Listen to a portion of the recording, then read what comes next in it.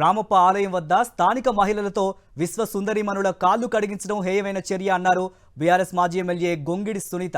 ఈ చర్య తెలంగాణ మహిళల మనోభావాలను దెబ్బతీసేలా ఉందంటూ మహిళా కమిషన్కు ఫిర్యాదు చేశారు.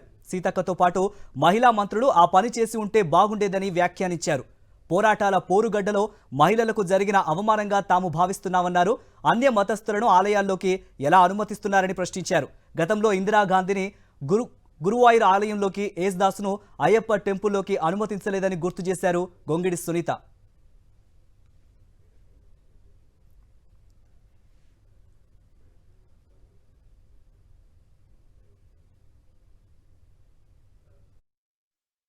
విదేశాల నుంచి వచ్చిన విశ్వసుందరి పోటీకి వచ్చిన మహిళలు అనేక మతాల వాళ్ళు ఉంటారు. వాళ్ళని మన దేవాలయాల చుట్టూ తిప్పడం అనేది కరెక్ట్ కాదు అని మేము భావిస్తూ ఉన్నాం.